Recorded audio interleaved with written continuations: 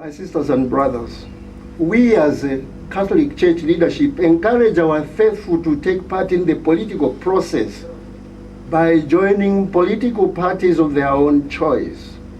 The MMD, to which Dr. Frederick Chiluba belongs, and of which he has re-emerged recently as a very vocal spokesperson, the name of Archbishop Mpundu is sung even more than those of other bishops.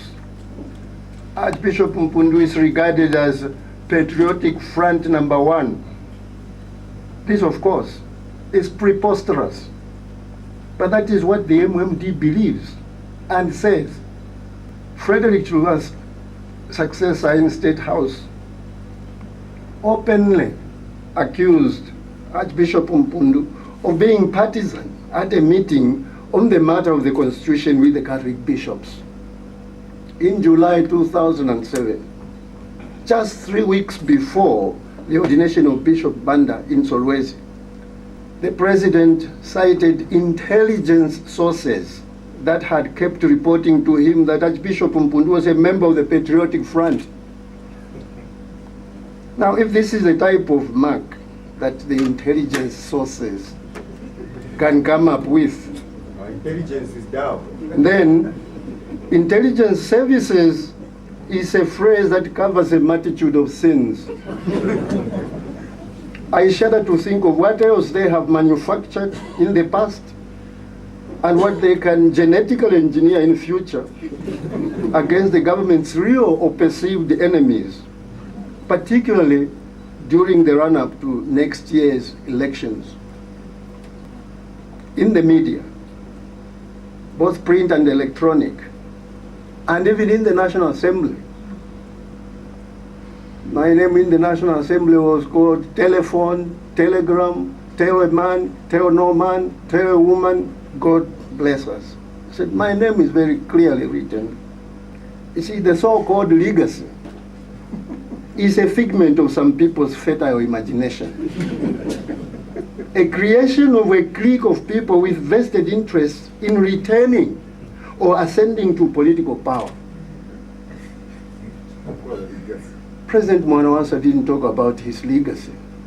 It's only people who after him. The only legacy I know, the legacy that you know, is that once elected into power, our leaders become arrogant and intransigent. They want us to shut up, sit up, and put up. Only some months ago, this nation listened in bewilderment as a minister of religion, a pastor, who also happens to be the minister of information, on the floor of the National Assembly, departed from his allotted task of telling the nation the root cause of political cadre violence and how to arrest the situation. See, cadres in this country are like babies leading their parents, or like a tail that is wagging the dog. We have witnessed cadres threaten physical violence and death to Father Frank Boyle, to Father Mwenda.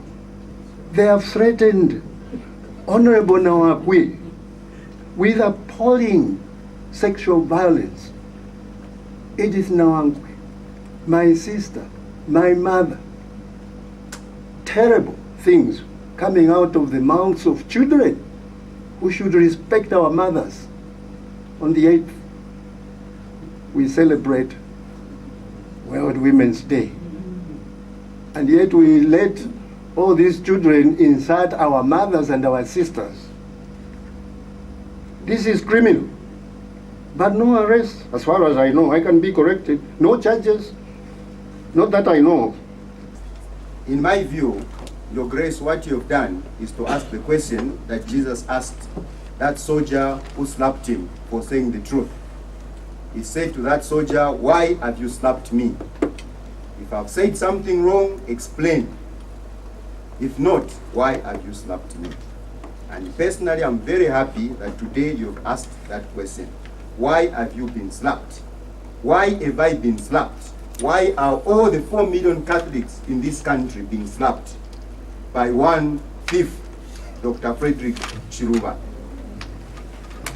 Finally, I must say that Catholics are aware that his maneuvers are sponsored by State House.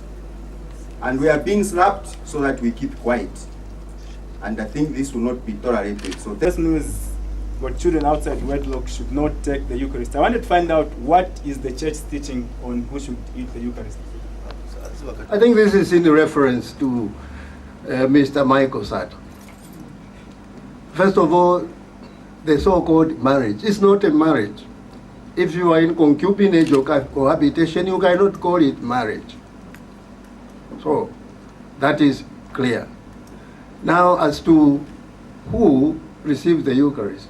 First of all, you have to ask yourself, Michael Sata, Mr. Michael Sata, is a Catholic, but he is also a former seminarian, okay? So he knows exactly at what time, at what point he can approach this most holy of all sacraments. They know the regulations, they know the rules. So if Mr. Michael Sata has been seen receiving communion at his own parish, surely it is something that concerns that particular parish. It is something that has been examined by that particular parish. I don't know if there aren't people here with sisters who are single parents, or even mothers who are single parents. As regards the receiving of communion of Mr. Sata, how do we know that the parish priest has dealt with that situation, and that this man, whom we point a finger at the same time 5 fingers are also pointing backwards to us, has repented? All you have to know is that regulations are there, and they are there for parish priests and their communities and their pastoral teams to administer. I would like to find out, in your statement you said that as a Catholic Church you encourage your members to belong to the political parties of their choice, and you only give guidelines. So I would like to find out what kind of guidelines you give and what leadership you want to see after 2011. So we tell them, time has come for us to celebrate our democracy. So please, please be peaceful, and love is our big weapon as Catholics, as Christians. Then who do you elect? Unfortunately, because our democracy is very young, I am going to vote PF because I belong to PF, UPND because I belong to UPND, MMD because I belong to MMD. I don't have to vote for an MMD, even if I am MMD. I look at the person who is standing. Is this person going to deliver? Is this person going to stand for us in the National Assembly and articulate issues?